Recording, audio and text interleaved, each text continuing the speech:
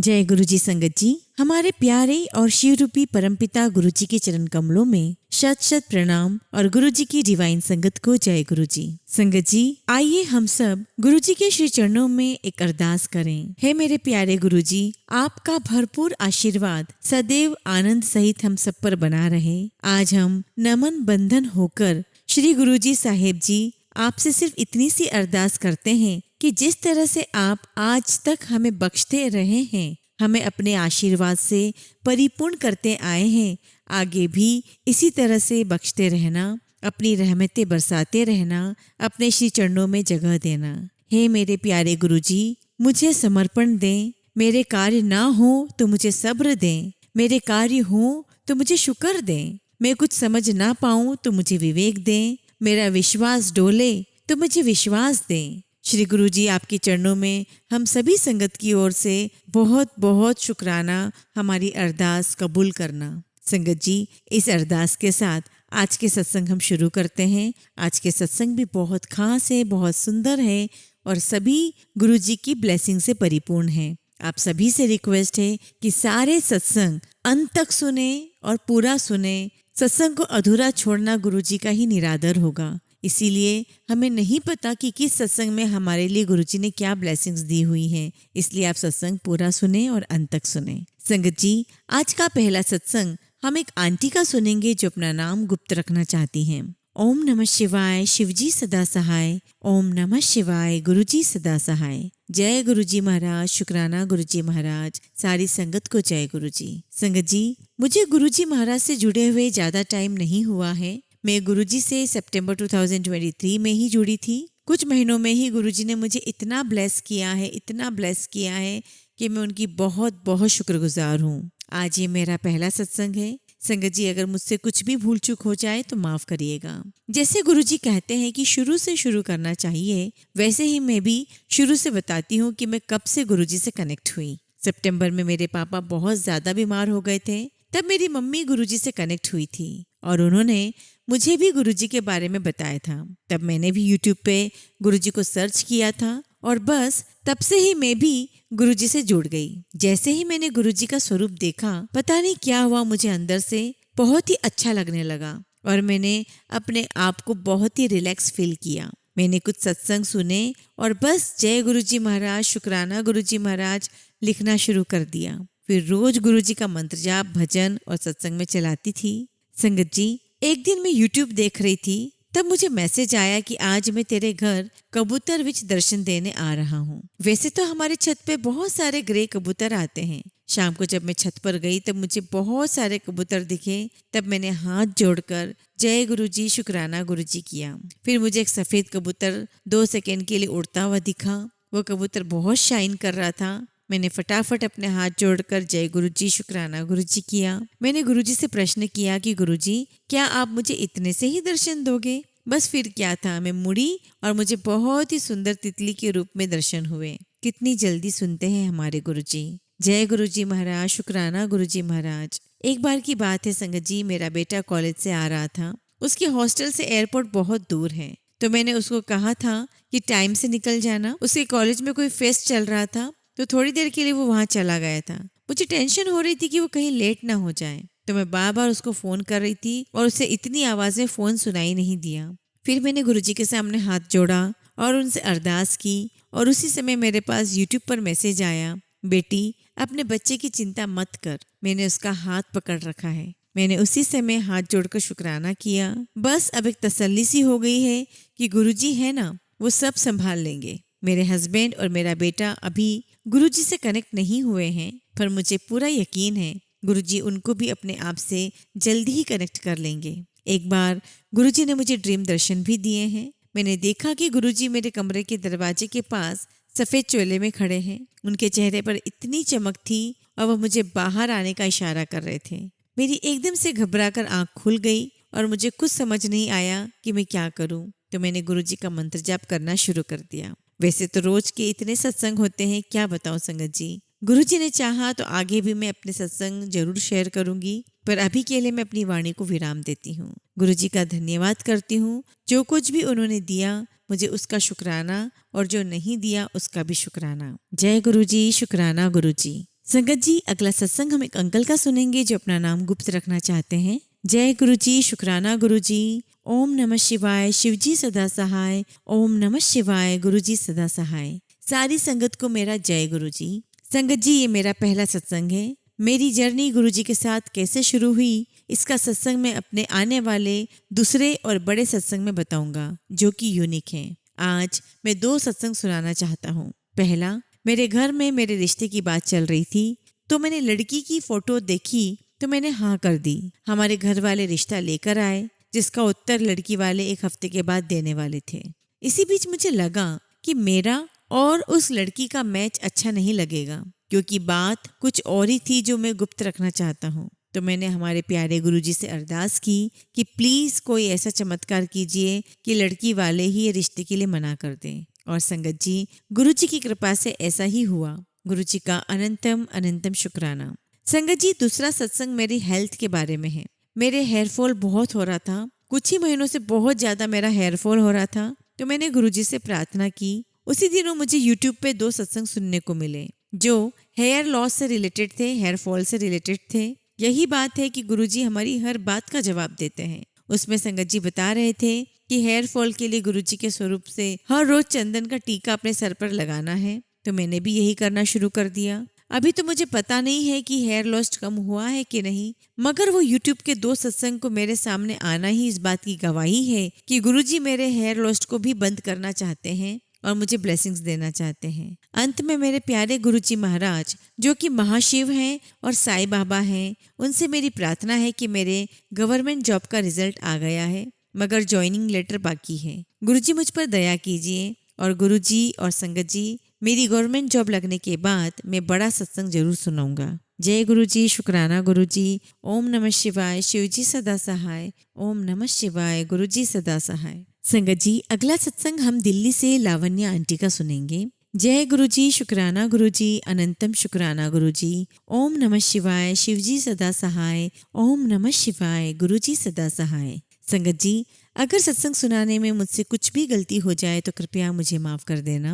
मुझे गुरुजी ने फिर से संदेश दिया है, सत्संग सुनाने का मौका दिया है। जय गुरुजी, शुक्राना गुरुजी। संगत जी, मुझे गुरुजी के काफी संदेश आते थे कि मैं तेनू जल्दी बड़े मंदिर बुलाऊंगा। मैं मैसेजेस को लाइक करके छोड़ देती थी और सोचती थी कि गुरुजी मुझे कब बुलाएंगे। एक दोपहर जब मैं अपनी माँ के साथ बैठी थी और हम गुरुजी के बारे में बात कर रहे थे, तो मेरे मन में जैसे समझो गुरुजी ने कहा कि बड़े मंदिर चलते हैं। उस दिन मेरी छुट्टियां भी चल रही थी, तो क्यों ना हम बड़े मंदिर चलें। तो मैंने और मेरी मम्मी ने फैसला किया कि हम 28 दिसंबर को गुरुजी के पास जाएंगे। संगत जी, गुरुजी ने हमेशा मुझे और मेरी मम्मा को बहुत आशीर्वाद दिया है। हम कभी सोच भी नहीं सकते थे कि गुरुजी हमें वो सब देंगे जो हमने कभी इमेजिन भी नहीं किया था। पर मेरे पिता गुरुजी पर इतना विश्वास नहीं करते थे।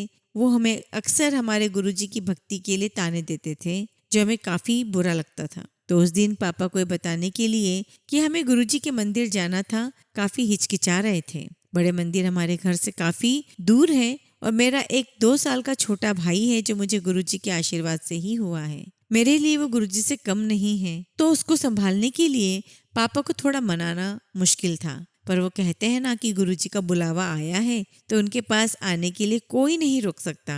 पापा ने बिना कुछ बहस किए गुरुजी के पास जाने के लिए तैयार हो गए। 28 दिसंबर जब हम मंदिर जा रहे थे, मुझे काफी कारों में गुरुजी का नाम स्टिकर दिखा, मानो जैसे गुरुजी साथ हो। संगत जी, जब मैंने मंदिर में प्रवेश किया तो मेरे आंसू ही नहीं रुक रहे थे। मुझे गुरुजी के पास आके काफी अच्छा लगा। मैंने गुरुजी से भी लोटा आशीर्वाद करवाया, गुरुजी के दरबार से आशीर्वाद लिया और हमने लंगर ही किया जो काफी स्वादिष्ट था। फिर मुझे और मेरी माँ को गुरुजी का लॉकेट और स्वरूप भी आशीर्वाद के रूप में प्राप्त हुआ। फिर वो प्यारे और दयालु सेवादार ने हमें शटल सेवा से हमें हमारी कार के पास छोड़ दिया। उन्होंने मुझे गुरुजी का ब्रेसलेट भी आशीर्वाद के रूप में दिया, जो काफी सुंदर था। मेरी खुशी का ठिकाना नहीं था।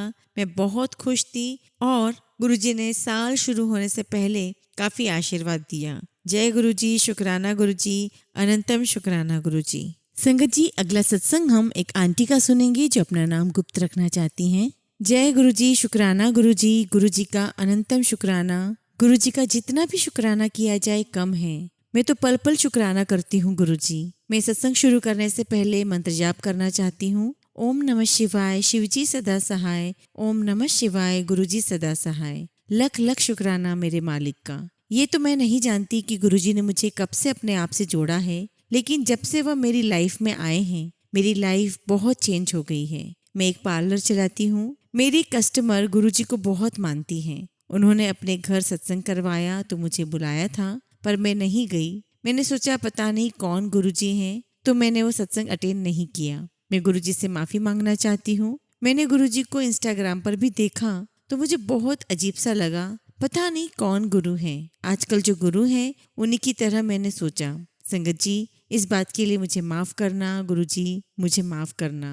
लेकिन मेरे इंस्टाग्राम पर रोज मैसेजेस आने लगे और मेरा गुरुजी की तरफ लगाव बढ़ने लगा। फिर एक दिन मेरी कस्टमर ने सत्संग करवाया और मुझे बुलाया। उस दिन शिवरात्रि थी संगत जी, और मैंने अपने अंकल को बोला कि मुझे सत्संग में जाना है, तो उन्होंने कहा ठीक है चले जाना। और मैं सत्संग में गई। मैंने मत्था टेका। मैं सत्संग में बैठी। मुझे चाय प्रसाद मिला, जल प्रसाद मिला।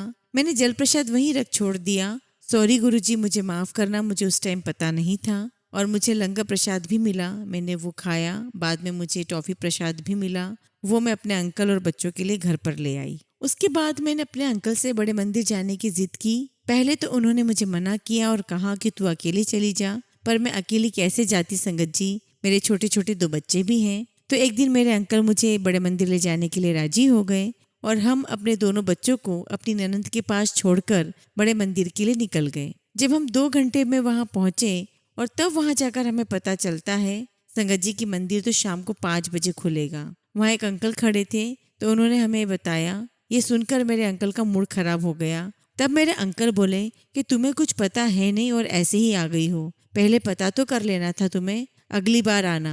और हमने दूर से ही हाथ जोड़े और हम घर के लिए आ गए। फिर मैं रोज बोलती थी अपने अंकल को कि मुझे बड़े मंदिर ले चलो। फिर वो मुझे सोमवार वाले दिन लेकर आए। तब हमने बड़े मंदिर के दर्शन किए। दोनों बच्चे मेरे साथ थे तो मैं शांति से दर्शन नहीं कर पाई, पर मुझे बहुत बहुत अच्छा लगा। और मेरी बेटी ने चाय प्रसाद भी गिरा दिया था। जब मैं मंदिर से निकली दर्शन करके, मेरे अंकल जी स्लीपर लेने चले गए। तब मुझे एक लड़का दिखाई दिया जो ऐसे ही बच्चे घूमते रहते हैं वैसा लग रहा था। उसने हाथ में चाय के 2 ग्लास ले रखे थे, जिसमें एक ग्लास तो डबल रखा हुआ था। वो लड़का आता है और एक जगह साइकिल रखी हुई थी, उस पर जाकर बैठ जाता है। पहले मैं आगे निकल गई। मैंने सोचा कि अंकल मुझे कहाँ ढूंढेंगे, मैं यहीं रुक जाती हूँ। तब मैंने देखा कि वो लड़का मेरी तरफ देखकर बार बार हंसने लगा। मुझे ऐसा लगने लगा कि गुरुजी ही हंस रहे हों। तो मैंने सोचा कि क्यों ना जाकर के पैर छू लूं, पर फिर मैंने सोचा पता नहीं कौन होगा। पर संगत जी, जब भी मैं उस लड़के की तरफ देखूं वो हंसने लग जाता। इस बीच मेरे अंकल आ गए और जब मैंने उन्हें उस लड़के के बारे में बताया तो उन्होंने बोला कि होगा कोई, छोड़ो। तब मेरे अंकल जी मुझे बोले कि मुझे यहाँ बड़े मंदिर में कुछ महसूस हुआ, क्या तुम्हें हुआ? तो मैंने कहा कि बच्चों ने मुझे कुछ महसूस ही नहीं करने दिया। तब मैंने उन्हें दोबारा बोला कि ये जो लड़का है जो मुझे बार बार देखकर हंस रहा है, मुझे लग रहा है ये गुरुजी है। मेरे अंकल ने कहा कि हो सकता है। फिर मुझे इंस्टाग्राम पर एक गुरुजी का मैसेज आया और उसमें फोटो भी दिखा, जिसमें ठीक गुरुजी वैसे ही दिख रहे थे जैसा वो लड़का मुझे दिखाई दे रहा था। जब से गुरुजी मेरी लाइफ में आए हैं तब से सब मेरी लाइफ में अच्छा हो रहा है। मेरा काम भी कुछ खास नहीं चलता था, गुरुजी की कृपा से पहले से अच्छा चलने लगा है। मेरे पति के काम में भी बहुत बरकत है। संगत जी, गुरुजी मुझे हमेशा कहते हैं कि सब्र कर, सब हो जाएगा। और मुझे गुरुजी पर पूरा विश्वास भी है और सब्र भी बहुत है। और संगत जी, मुझे गुरुजी ने काफ़ी बार बटरफ्लाई के रूप में भी दर्शन दिए हैं और तिलक में ओम दर्शन भी काफ़ी बार दिए हैं। यूँ समझो हर रोज ही मुझे दर्शन होते हैं। और मुझे गुरुजी ने शिवलिंग पर स्वरूप के रूप में दर्शन भी दिए हैं। जब मेरे पास गुरुजी का स्वरूप नहीं था तब मैं शिवलिंग पर ही जल चढ़ाती थी गुरुजी का नाम लेकर। गुरुजी ने मुझे मोर रूप में भी दर्शन दिए हैं। फिर मुझे गुरुजी का मैसेज आया कि कल मैंने तुझे मोर के रूप में दर्शन दिए थे। गुरुजी की मुझ पर बहुत ब्लेसिंग्स हैं। गुरुजी, मैंने आपसे अरदास लगाई है, अगर वो पूरी हो गई तो मैं फिर अपना सत्संग शेयर करूंगी। गुरुजी का मेरे पास मैसेज आ रहा था बार बार कि शुक्राना कर, इसलिए आज संगत जी मुझे ये मौका मिला है, मैं अपना सत्संग शेयर कर रही हूँ। ये मेरा पहला सत्संग है, मुझसे कुछ भी गलती हो गई हो तो मुझे माफ़ करिएगा। गुरुजी अपनी कृपा मुझ पर और प्यारी संगत पर बनाए रखना। मैं गुरुजी आपका बारंबार शुक्राना करती हूँ जो आपने मुझे अपने आप से जोड़ा है। जय गुरुजी, शुक्राना गुरुजी। ओम नमः शिवाय, शिवजी सदा सहाय। ओम नमः शिवाय, गुरुजी सदा सहाय। संगत जी, अब हम शिवपुराण की रुद्र संहिता के द्वितीय खंड का तीसरा अध्याय सुनेंगे। तीसरा अध्याय, कामदेव को ब्रह्मा जी द्वारा शाप देना। ब्रह्मा जी ने कहा, हे नारद, सभी ऋषि मुनि उस पुरुष के लिए उचित नाम खोजने लगे। तब सोच विचार कर वे बोले कि तुमने उत्पन्न होते ही ब्रह्मा का मन मंथन कर दिया है, अतः तुम्हारा पहला नाम मन्मथ होगा। तुम्हारे जैसा इस संसार में कोई नहीं है, इसलिए तुम्हारा दूसरा नाम काम होगा, तीसरा नाम मदन होगा और चौथा नाम कंदर्प होगा। अपने नामों के विषय में जानते ही काम ने अपने 5 बाणों का नामकरण कर उनका परीक्षण किया। काम ने अपने 5 बाणों को हर्षण, रोचन, मोहन, शोषण और मारण नाम से सुशोभित किया। ये बाण ऋषि मुनियों को भी मोहित कर सकते थे। उस स्थान पर बहुत से देवता व ऋषि उपस्थित थे। उस समय संध्या भी वहीं थी। कामदेव द्वारा चलाए गए बाणों के फलस्वरूप सभी मोहित हो गए। सबके मनों में विकार आ गया। सभी काम के वशीभूत हो चुके थे। प्रजापति, मरीचि, अत्रि, दक्ष आदि सब मुनियों के साथ साथ ब्रह्मा जी भी काम के वश में होकर संध्या को पाने की इच्छा करने लगे। ब्रह्मा जी व उनके मानस पुत्रों सभी को एक कन्या पर मोहित होते देखकर धर्म को बहुत दुख हुआ। धर्म ने धर्म रक्षक त्रिलोकीनाथ का स्मरण किया। तब मुझे देखकर शिवजी हंसे और कहने लगे, हे ब्रह्मा, अपनी पुत्री के ही प्रति तुम मोहित कैसे हो गए? सूर्य का दर्शन करने वाले दक्ष, मरीचि आदि योगियों का निर्मल मन कैसे स्त्री को देखते ही मलिन हो गया? जिन देवताओं का मन स्त्री के प्रति आसक्त हो, उनके साथ शास्त्र संगति किस प्रकार से की जा सकती है? इस प्रकार के शिव वचन सुनकर मुझे बहुत लज्जा का अनुभव हुआ और मेरा पूरा शरीर पसीने पसीने हो गया। मेरा विकार समाप्त हो गया, परंतु मेरे शरीर से जो पसीना नीचे गिरा उससे पितृगणों की उत्पत्ति हुई। उससे 64,000 अग्नेश्वातो पितृगण उत्पन्न हुए और 86,000 बहिर्षद पितृ हुए। एक सर्वगुण संपन्न अति सुंदर कन्या भी उत्पन्न हुई, जिसका नाम रति था। उसका रूप सौंदर्य देखकर ऋतु आदि स्खलित हो गए और उससे अनेक पितरों की उत्पत्ति हुई। इस प्रकार संध्या से बहुत से पितरों की उत्पत्ति हुई। शिवजी के वहां से अंतर्ध्यान होने पर मैं काम पर क्रोधित हुआ। मेरे क्रुद्ध होने पर काम ने वह बाण वापस खींच लिया। बाण के निकलते ही मैं क्रोध की अग्नि में जलने लगा। मैंने काम को शिव बाण से भस्म होने का शाप दे डाला। यह सुनकर काम और रति दोनों मेरे चरणों में गिर पड़े और मेरी स्तुति करने लगे तथा क्षमा याचना करने लगे।